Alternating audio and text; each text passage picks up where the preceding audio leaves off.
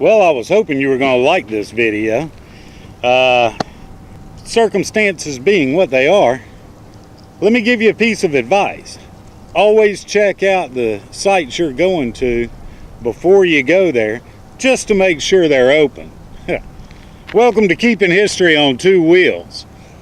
If you like this video, click down below, right over here. That's right, right there. That's the subscribe button, little red one, hit it. Go ahead and hit the bell button too, because that's going to let you know when we do an upload. And hopefully, the place will be open when you go. This thing was on, wasn't it? I hope so.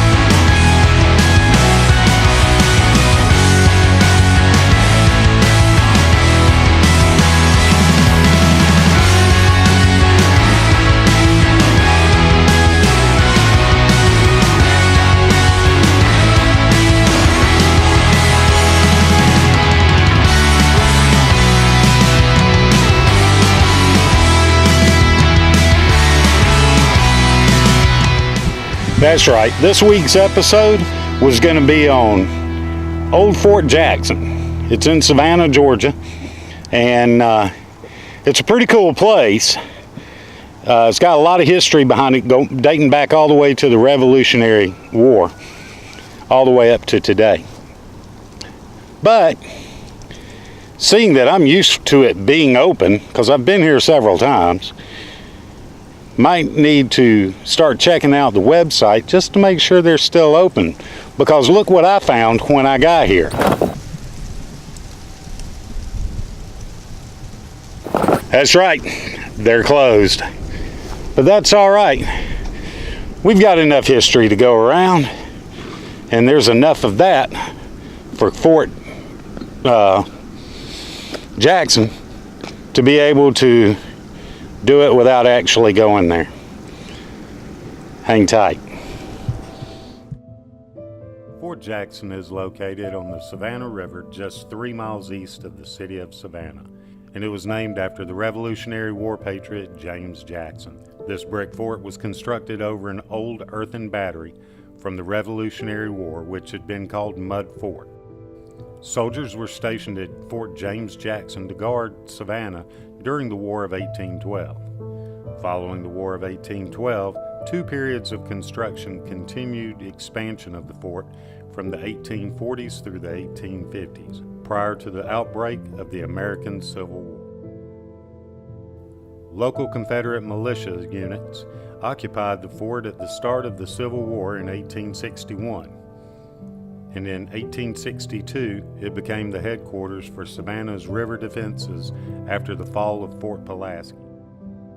In 1864, the Confederate troops quickly evacuated Fort Jackson just prior to the arrival of the Federal troops under the leadership of General William Tecumseh Sherman after his infamous March to the Sea, leaving Fort Jackson under control of the Federal troops. The last American soldiers to be stationed at Fort Jackson were members of the 55th Massachusetts, an all-African-American unit of the Federal Army. The department abandoned the fort in 1905, and the state of Georgia reopened it in 1965 as a maritime museum. After the state decided to close the museum in 1975, the newly formed nonprofit organization Coastal Heritage Society approached the state in 1976, asking permission to reopen and operate the site, which was granted. The historic site was now referred to as Old Fort Jackson. In 1978, Fort Jackson and the CHS came under the leadership of Scott W. Smith. Operation continued to grow with modest success, as did development of educational programming for regular guest and student field trips alike. Currently, Old Fort Jackson has a successful model of independent operation and a solid reputation of delivering high quality, engaging educational programming for booked groups. This program offering has been expanded to regular operation for daily museum guests and includes cannon, musket firings, and other interactive and hands-on activities. I hope you enjoyed this video. Always remember, don't do what I did. Check to make sure the locations that you're going to see are going to be open when you get there. Just a helpful hint from Heloise. Anyway, I hope you enjoyed the video. If you did, hit the subscribe button. It's right below. And always hit the bell button so that you'll know when we get a new upload. Always remember, every trip starts with a step. And that step, well, it starts with you.